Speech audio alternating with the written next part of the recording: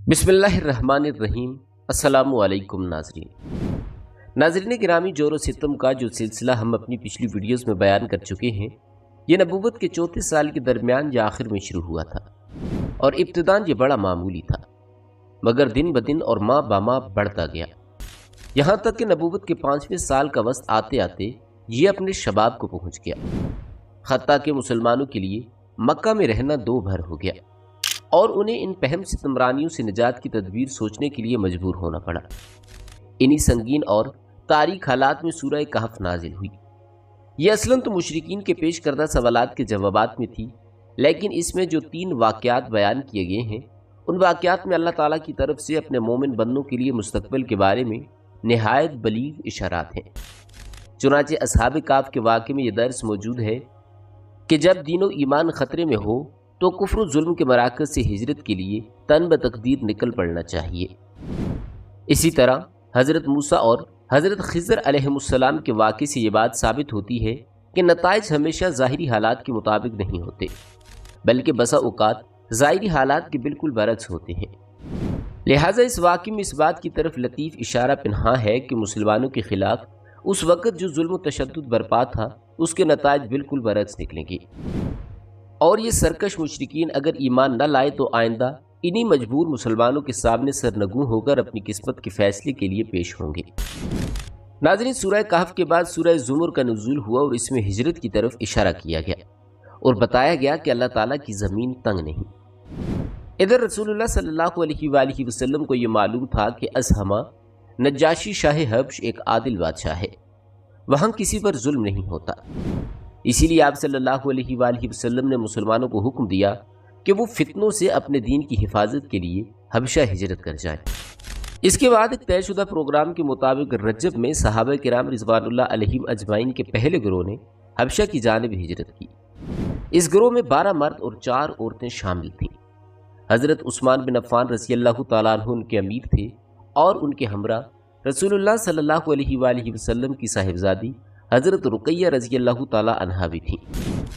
रसूलुल्लाह सल्लल्लाहु अलैहि वसल्लम ने उनके बारे में फरमाया कि हज़रत इब्राहीम और हज़रत लूत अलैहिमुस्सलाम के बाद ये पहला घराना है जिसने अल्लाह की राह में हिजरत की है। ये लोग रात की तारीकी में चुपके से निकलकर अपनी नई मंजिल की जानिब रवाना हुए। राजदारी का मकसद ये था कि कुरैश को इस बात का इल्म न हो सके। उनका रुख बहरे अहमर की बंदरगाह शोइबिया की जानिब था। खुशकिस्मती से वहाँ 2 तिजारती कश्तियाँ मौजूद थीं जो उन्हें अपनी दामन आफियत में लेकर समंदर पार हबशा चली गईं। कुरैश को किसी कदर बाद में उनकी रवानगी का इल्म हो सका, ताहम उन्होंने पीछा किया और साहिल तक पहुँचे, लेकिन सहाबा किराम रिज़वानुल्लाह अलैहिम अजमाइन आगे जा चुके थे। इसीलिए कुरैश नामुराद वापस आए। उधर मुसलमानों ने हबशा पहुँचकर बड़े चैन का सांस लिया। उसी साल रमज़ान शरीफ में यह वाक़या पेश आया कि रसूलुल्लाह सल्लल्लाहु अलैहि वसल्लम एक बार हरम तशरीफ़ ले गए। वहाँ कुरैश का बहुत बड़ा मजमा था। उनके सरदार और बड़े बड़े लोग वहाँ जमा थे। आप सल्लल्लाहु अलैहि वसल्लम ने एकदम अचानक खड़े होकर सूरह नज्म की तिलावत शुरू कर दी। उन कुफ़ार ने इससे पहले अमूमन कुरान मजीद फुरकान हमीद सुना न था, क्योंकि उनका दायमी वतीरा कुरान मजीद फुरकान हमीद के अल्फाज में ये था कि इस कुरान को मत सुनो और इसमें खलल डालो ताकि तुम गालिब रहो। लेकिन जब नबी करीम सल्लल्लाहु अलैहि वसल्लम ने अचानक इस सूरत की तिलावत शुरू की और उनके कानों में एक नाकाबिल बयान रानाई और दिलकशी और अजमत लिए हुए कलाम इलाही की आवाज़ पड़ी तो उन्हें कुछ होश न रहा। सब के सब गोश बर आवाज़ हो गए, किसी के दिल में कोई और ख्याल ही ना आया। यहाँ तक कि जब आप सल्लल्लाहु अलैहि वसल्लम ने सूरत के अवाखिर में दिल हिला देने वाली आयात तिलावत फरमाकर अल्लाह ताला का ये हुक्म सुनाया कि अल्लाह के लिए सजदा करो और उसकी इबादत करो, और इसके साथ ही सजदा फरमाया तो किसी को अपने ऊपर काबू न रहा और सब के सब सजदे में गिर पड़े। हकीकत यह है कि उस मौके पर हक की रानाई और जलाली ने मुतकब्बिरीन और मुशरिकीन की हठधर्मी का पर्दा चाक कर दिया था, इसलिए उन्हें अपने आप पर काबू न रहा और वो बेइख्तियार सजदे में गिर पड़े। बाद में जब उन्हें एहसास हुआ कि कलाम इलाही के जलाल ने उनकी लगाम मोड़ दी और वो ठीक वही काम कर बैठे जिसे मिटाने और ख़त्म करने के लिए उन्होंने एड़ी से चोटी तक का जोर लगा रखा था, और उसके साथ ही इस वाक़े में غیر موجود مشرکین نے ان پر ہر طرف سے اتاب اور ملامت کی بوچھاڑ کی تو ان کے ہاتھوں کے طوطے اڑ گئے، اور انہوں نے اپنی جان چھڑانے کے لیے رسول اللہ صلی اللہ علیہ وآلہ وسلم پر یہ افتراء درازی کی اور یہ جھوٹ گھڑا کہ آپ نے ان بتوں کا ذکر عزت و احترام سے کرتے ہوئے یہ کہا تھا کہ یہ بلند پایا دیوتا ہیں اور ان کی شفاعت کی امید کی جاتی ہے۔ حالانکہ یہ بات صریحاً جھوٹ تھی، جو محض اس لیے گھڑ لیا گیا تھا کہ نبی کریم صلی اللہ علیہ وآلہ وسلم کے ساتھ سجدہ کرنے کی جو غلطی ہوئی تھی اس کے لیے ایک معقول عذر پیش کیا جا سکے۔ اور ظاہر ہے کہ جو لوگ نعوذ باللہ رسول اللہ صلی اللہ علیہ وآلہ وسلم پر ہمیشہ جھوٹ گھڑتے اور آپ کے خلاف ہمیشہ دسیسہ کاری اور افتراء پردازی کرتے رہے تھے، وہ اپنا دامن بچانے کے لیے اس طرح کا جھوٹ کیوں کرنا گھڑتے؟ بہرحال مشرکین کے سجدہ کرنے کے اس واقعے کی خبر حبشہ کے مہاجرین کو بھی معلوم ہوئی، لیکن اپنی اصلی صورت سے بالکل ہٹ کر، یعنی انہیں یہ معلوم ہوا کہ قریش مسلمان ہو گئے ہیں۔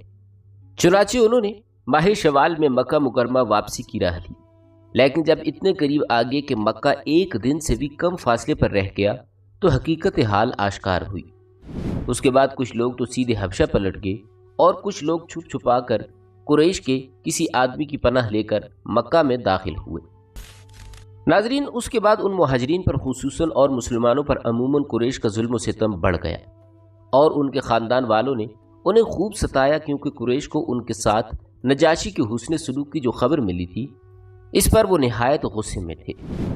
ناچار رسول اللہ صلی اللہ علیہ وآلہ وسلم نے صحابہ کرام رضوان اللہ علیہم اجمعین کو پھر ہجرت حبشہ کا مشورہ دیا، لیکن یہ دوسری ہجرت پہلی ہجرت کے بالمقابل اپنے دامن میں زیادہ مشکلات لیے ہوئے تھی، کیونکہ اب کی بار قریش پہلے سے ہی چوکنے تھی اور ایسی کسی کوشش کو ناکام بنانے کا تہیہ کیے ہوئے تھے، لیکن مسلمان ان سے کہیں زیادہ مستعد ثابت ہوئے اور اللہ تعالیٰ نے ان کے لیے سفر آسان بنا دیا۔ چنانچہ وہ قریش کی گرفت میں آنے سے پہلے ہی شاہ حبش کے پاس پہنچ گئے۔ اس دفعہ کل 72 یا 73 مردوں نے ہجرت کی، اس کے علاوہ 18 یا 19 عورتوں نے بھی اس ہجرت میں حصہ لیا۔ ناظرین، مشرکین کو سخت قلق تھا کہ مسلمان اپنی جان اور اپنا دین بچا کر ایک پرامن جگہ بھاگ گئے ہیں، لہٰذا انہوں نے حضرت عمر بن العاص رضی اللہ تعالیٰ عنہ اور حضرت عبداللہ بن ربیعہ، جو کہ گہری سوجھ بوجھ کے مالک تھے اور ابھی مسلمان بھی نہ ہوئے تھے، ایک اہم سفارتی مہم کے لیے منتخب کیا اور ان دونوں کو نجاشی اور بطریقوں کی خدمت میں پیش کرنے کے لیے بہترین تحفے اور ہدیے دے کر حبش روانہ کیا۔ ان دونوں نے پہلے حبش پہنچ کر بطریقوں کو تحفے طائف پیش کیے، پھر انہیں اپنے ان دلائل سے آگاہ کیا کہ جن کی بنیاد پر وہ مسلمانوں کو حبش سے نکلوانا چاہتے تھے۔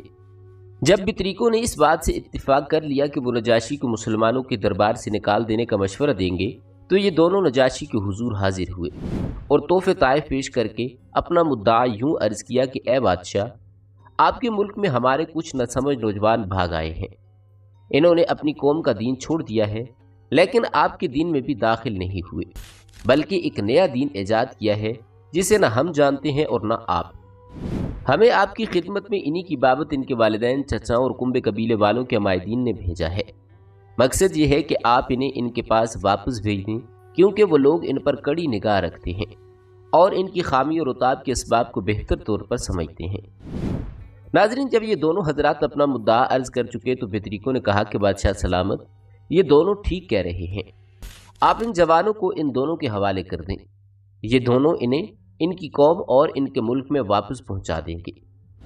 لیکن نجاشی نے سوچا کہ اس قضیے کو گہرائی سے کھنگالنا چاہیے اور اس کے تمام پہلوؤں کو بھی سننا ضروری ہے، چنانچہ اس نے مسلمانوں کو بلاوا بھیجا۔ مسلمان یہ تہیہ کر کے اس کے دربار میں آئے کہ ہم سچ ہی بولیں گے، خواہ نتیجہ کچھ بھی ہو۔ جب مسلمان آ گئے تو نجاشی نے پوچھا کہ یہ کون سا دین ہے جس کی بنیاد پر تم نے اپنی قوم سے علیحدگی اختیار کر لی ہے، لیکن میرے دین میں بھی داخل نہیں ہوئے ہو اور نہ ہی اس ملت میں کسی اور کے دین میں داخل ہوئے ہو؟ مسلمانوں کے ترجمان حضرت جعفر بن ابی طالب رضی اللہ تعالیٰ عنہ نے کہا کہ اے بادشاہ، ہم ایسی قوم تھے جو جاہلیت میں مبتلا تھی، ہم بت پوجتے تھے، مردار کھاتے تھے اور بدکاریاں کرتے تھے، قرابت داروں سے تعلق توڑتے تھے، ہمسایوں سے بدسلوکی کرتے تھے اور ہم میں سے طاقتور کمزور کو کھا رہا تھا۔ ہم اسی حالت میں تھے کہ اللہ نے ہم ہی میں سے ایک رسول بھیجا، اس کی اعلیٰ نسبی، سچائی، امانت اور پاک دامنی ہمیں پہلے سے معلوم تھی۔ اس نے ہمیں اللہ تعالیٰ کی طرف بلایا اور سمجھایا کہ ہم صرف ایک اللہ کو مانیں اور اس کی عبادت کریں اور اس کے سوا جن پتھروں اور بتوں کو ہمارے باپ دادا پوجتے تھے انہیں چھوڑ دیں۔ اس نے ہمیں سچ بولنے، امانت ادا کرنے، قرابت جوڑنے، پڑوسیوں سے اچھا سلوک کرنے اور حرام کاری و خون ریزی سے باز رہنے کا حکم دیا ہے، اور فواحش میں ملوث ہونے، جھوٹ بولنے، یتیم کا مال کھانے اور پاک دامن عورتوں پر جھوٹی تہمت لگانے سے منع کیا۔ اس نے ہمیں یہ بھی حکم دیا کہ ہم صرف ایک اللہ کی عبادت کریں، اس کے ساتھ کسی کو شریک نہ کریں۔ اس نے ہمیں نماز، روزہ اور زکوٰۃ کا حکم دیا۔ اسی طرح حضرت جعفر رضی اللہ تعالیٰ عنہ نے اسلام کے کام گنوائے اور پھر کہا کہ ہم نے اس پیغمبر کو سچا مانا، ہم اس پر ایمان لائے اور اس کے لائے ہوئے دین خدابندی میں اس کی پیروی کی۔ چنانچہ ہم نے صرف اللہ کی عبادت کی، اس کے ساتھ کسی کو شریک نہ کیا، اور جن باتوں کو اس پیغمبر صلی اللہ علیہ وآلہ وسلم نے حرام بتایا انہیں حرام مانا، اور جن کو حلال بتایا انہیں حلال جانا۔ اس پر ہماری قوم ہم سے بگڑ گئی۔ ہماری قوم نے ہم پر ظلم و ستم کیا اور ہمیں ہمارے دین پر سے پھیرنے کے لیے فتنے اور سزاؤں سے دوچار کیا، تاکہ ہم اللہ کی عبادت چھوڑ کر بت پرستی کی طرف پلٹ جائیں اور جن گندی چیزوں کو حلال سمجھتے تھے انہیں پھر حلال سمجھنے لگے۔ جب انہوں نے ہم پر بہت ظلم و قہر کیا، زمین تنگ کر دی اور ہمارے درمیان اور ہمارے دین کے درمیان روک بن کر کھڑے ہو گئے، تو ہم نے آپ کے ملک کی راہ لے لی اور دوسروں پر آپ کو ترجیح دیتے ہوئے آپ کی پناہ میں رہنا پسند کیا، اور یہ امید کی کہ اے بادشاہ آپ کے پاس ہم پر ظلم نہیں کیا جائے گا۔ نجاشی نے کہا وہ پیغمبر جو کچھ لائے ہیں اس میں سے کچھ تمہارے پاس ہے؟ حضرت جعفر رضی اللہ تعالیٰ عنہ نے کہا کہ ہاں۔ نجاشی نے کہا ذرا وہ مجھے بھی پڑھ کر سناؤ۔ حضرت جعفر رضی اللہ تعالیٰ عنہ نے سورہ مریم کی ابتدائی آیات تلاوت فرمائی۔ نجاشی اس قدر رویا کہ اس کی داڑھی تر ہو گئی۔ نجاشی کے تمام اسقف بھی حضرت جعفر رضی اللہ تعالیٰ عنہ کی تلاوت سن کر اس قدر روئے کہ ان کے صحیفے تر ہو گئے۔ پھر نجاشی نے کہا کہ یہ کلام اور وہ کلام جو حضرت عیسیٰ علیہ السلام لے کر آئے تھے دونوں ایک ہی شمعدان سے نکلے ہوئے ہیں۔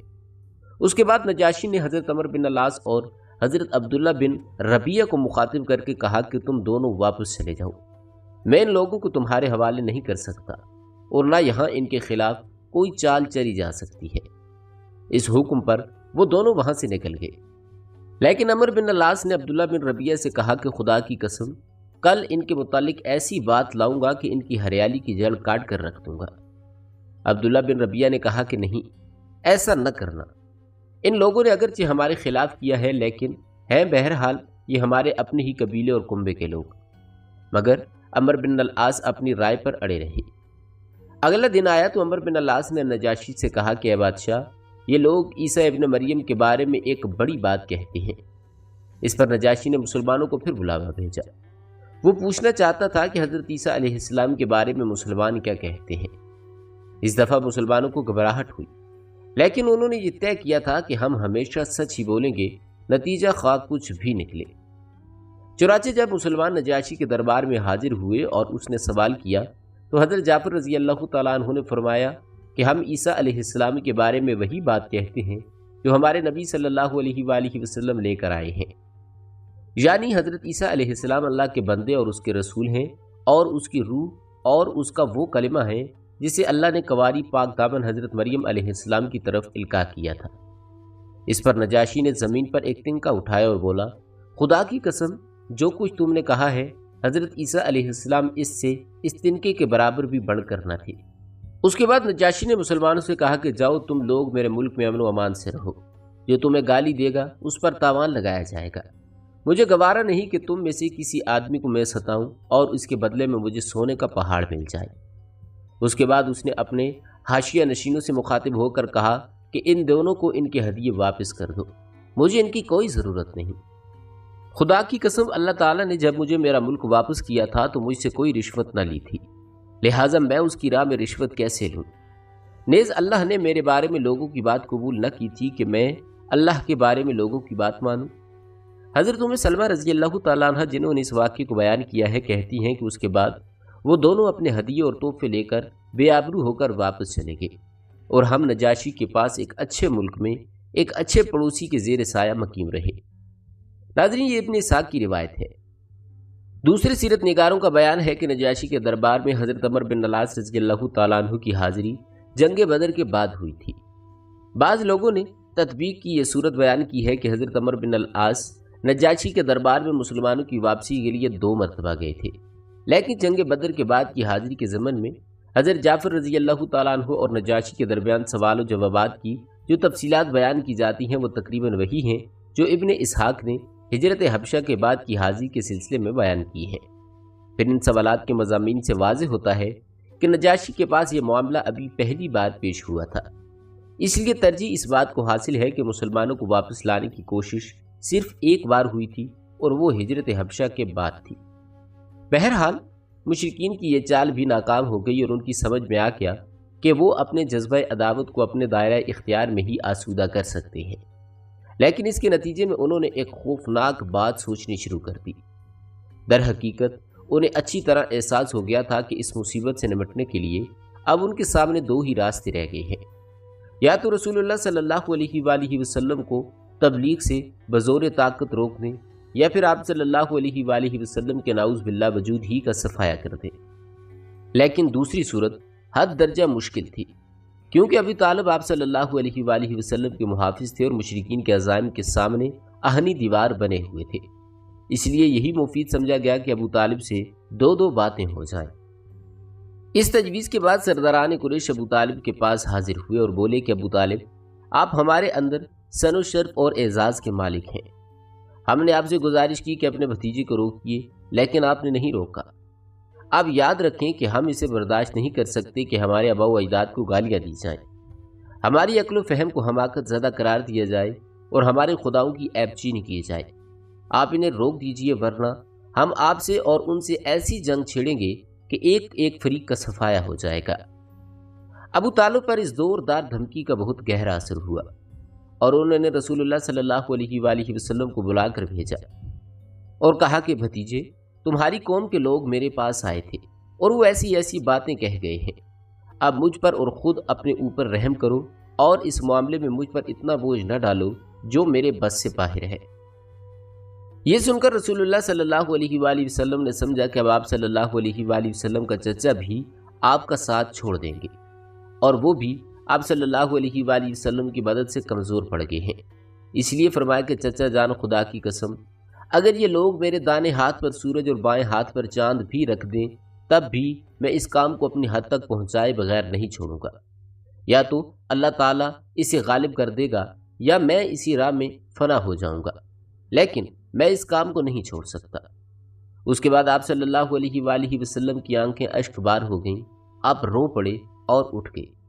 آپ صلی اللہ علیہ وآلہ وسلم جب واپس ہونے لگے تو ابو طالب نے پکارا اور سامنے تشریف لائے اور کہا، بھتیجے جاؤ، جو چاہو کرو، خدا کی قسم میں تمہیں کبھی بھی کسی وجہ سے تنہا نہیں چھوڑوں گا۔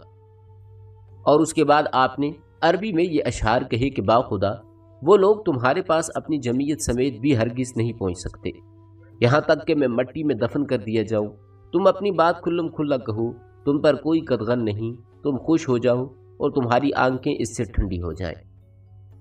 ناظرین، پچھلی دھمکی کے باوجود جب قریش نے دیکھا کہ رسول اللہ صلی اللہ علیہ وآلہ وسلم اپنا کام کیے جا رہے ہیں تو ان کی سمجھ میں آ گیا کہ ابو طالب رسول اللہ صلی اللہ علیہ وآلہ وسلم کو چھوڑ نہیں سکتے، بلکہ اس بارے میں قریش سے جدا ہونے اور ان کی عداوت مول لینے کو تیار ہیں۔ چنانچہ وہ لوگ ولید بن مغیرہ کے لڑکے عمارہ کو ہمراہ لے کر ابو طالب کے پاس پہنچے اور ان سے یوں عرض کیا کہ اے ابو طالب، یہ قریش کا سب سے بانکا اور خوبصورت نوجوان ہے، اس کی دیت اور نصرت کے آپ حقدار ہوں گے، آپ اسے اپنا لڑکا بنا لیں، یہ آپ کا ہوگا، اور آپ اپنے اس بھتیجے کو ہمارے حوالے کر دیں جس نے آپ کے آباء و اجداد کے دین کی مخالفت کی ہے، آپ کی قوم کا شرازہ منتشر کر رکھا ہے اور ان کی عقلوں کو حماقت سے دوچار بتلایا ہے، ہم اسے قتل کریں گے، بس یہ ایک آدمی کے بدلے ایک آدمی کا حساب ہے۔ ابو طالب نے کہا کہ خدا کی قسم، کتنا برا سودا ہے جو تم لوگ مجھ سے کر رہے ہو، تم اپنا بیٹا مجھے دے کر کہتی ہو کہ میں اسے کھلاؤں پلاؤں پالوں پوسوں، اور میرا بیٹا مجھ سے طلب کرتی ہو کہ اسے قتل کر دو، خدا کی قسم یہ کبھی نہیں ہو سکتا۔ اس پر نوفل بن عبد مناف کا پوتا مطعم بن عدی بولا کہ خدا کی قسم ہے ابو طالب، تم سے تمہاری قوم نے انصاف کی بات کہی ہے اور جو صورت تمہیں ناگوار ہے اس سے بچنے کی کوشش کی ہے، لیکن میں دیکھتا ہوں کہ تم ان کی کسی بات کو قبول نہیں کرنا چاہتے۔ جواب میں ابو طالب نے کہا کہ باخدا، तुम लोगों ने मुझसे इंसाफ की बात नहीं की है, बल्कि तुम भी मेरा साथ छोड़कर मेरे मुखालिफ लोगों की मदद पर तुले बैठे हो। तो ठीक है, जो चाहो करो। नाजरीन, जैसा कि हम आपको बता चुके हैं कि शाह हब्श ने हजरत अमर बिन अल आस और रबिया को धक्के देकर बाहर निकलवा दिया था। नाज़रीन गिरामी, ये थी मुसलमानों की पहली और दूसरी हिजरत हबशा, जो हमने आपके साथ तफसील के साथ बयान की है। हबशा में मुसलमानों को परवाना मिल गया और मुसलमान बड़े आराम से हबशा में रहने लगे। पैगम्बर इस्लाम सल्लल्लाहु अलैहि वसल्लम जब हिजरत करके मदीना मुनव्वरा गए तो मुहाजिरीन हबशा भी आप सल्लल्लाहु अलैहि वसल्लम के पास पहुंच गए थे। कुछ मुसलमान, जिनमें हज़रत जाफ़र रज़ी अल्लाह तआला अन्हु भी शामिल थे, बाज़ वजूहात की बिना पर पीछे रह गए थे। आप सल्लल्लाहु अलैहि वसल्लम ने सन 7 हिजरी में फ़तह खैबर के बाद उन्हें भी अपने पास बुला लिया। इस मौके पर जनाब रसूल करीम सल्लल्लाहु अलैहि वसल्लम ने फरमाया कि मैं हैरान हूँ कि दो खुशियों में से किसको बड़ी खुशी समझूं, फ़तह खैबर की खुशी को या हज़रत जाफ़र रज़ी अल्लाह तआला अन्हु की वापसी की खुशी को। नाज़रीन गिरामी, रिवायात में आता है कि हज़रत जाफ़र रज़ी अल्लाह तआला अन्हु का काफ़िला जब रवाना होने लगा तो नजाशी ने कश्तियाँ फराहम की, सफ़र का इंतज़ाम किया और पूरे साजो सामान के साथ रवाना किया और कहा कि रसूलुल्लाह सल्लल्लाहु अलैहि वसल्लम को मेरे रवैये और सलूक की इत्तला दें। ये मेरा एक अजीज़ साथी आप हजरात के साथ रसूलुल्लाह सल्लल्लाहु अलैहि वसल्लम की खिदमत में जा रहा है। कल मैं शहादत पढ़ा और कहा कि आप हजरात हुजूर सल्लल्लाहु अलैहि वसल्लम से दरख्वास्त करें कि वो मेरी मग़फ़िरत की दुआ फरमाएं। खैबर पहुँचने पर नजाशी के रवाना करदा शख्स ने नबी करीम सल्लल्लाहु अलैहि वसल्लम से अर्ज़ किया कि हज़रत जाफ़र यहाँ मौजूद हैं, आप उनसे दरियाफ्त फरमाएं कि नजाशी का रवैया इनके साथ कैसा था और उनका अकीदा क्या है। हज़रत जाफ़र ने तफसील बताई और कहा कि वो आप पर ईमान रखते हैं और आपसे दुआ की दरख्वास्त की है। उसके बाद आप सल्लल्लाहु अलैहि वसल्लम ने वज़ू किया और 3 मरतबा फरमाया कि ए अल्लाह, नजाशी की मग़फ़िरत फरमा। इस पर मुसलमानों ने आमीन कहा। नाज़रीन, नजाशी का 9 हिजरी में इंतकाल हुआ। रसूलुल्लाह सल्लल्लाहु अलैहि वसल्लम को इसकी इत्तला मिली तो आपने मदीना में मनादी करवाई कि हबशा के एक साले बंदे का इंतकाल हो गया है, लोगों चलो उसकी नमाज जनाजा पढ़ो, उसके लिए मग़फ़िरत की दुआ करो। और एक और रिवायत के अल्फाज हैं कि तुम्हारे भाई असहमा नजाशी का इंतकाल हो गया है, चलो उसकी नमाज जनाजा पढ़ी जाए। चुनाचे आप लोगों को लेकर ईदगाह तशरीफ़ ले गए और नमाज पढ़ी। बाज़ हज़रात का ख्याल है कि आपने नजाशी की नमाज जनाजा इसलिए पढ़ी कि हबशा में उनकी नमाज जनाजा नहीं पढ़ी गई थी। उनके करीब ऐसे लोग नहीं थे जो इस्लाम पर ईमान रखते और नमाज जनाजा पढ़ते हों। नाज़रीन गिरामी, ये थी हमारी आज की वीडियो। उम्मीद करते हैं कि आपको हमारी ये वीडियो ज़रूर पसंद आई होगी। इसी तरह की मज़ीद वीडियोज़ देखने के लिए हमारे चैनल को सब्सक्राइब करें। बहुत जल्द एक नई वीडियो के साथ मिलते हैं, तब तक के लिए अपना ख्याल रखिएगा। अल्लाह ताला आपका हामी और नासिर हो।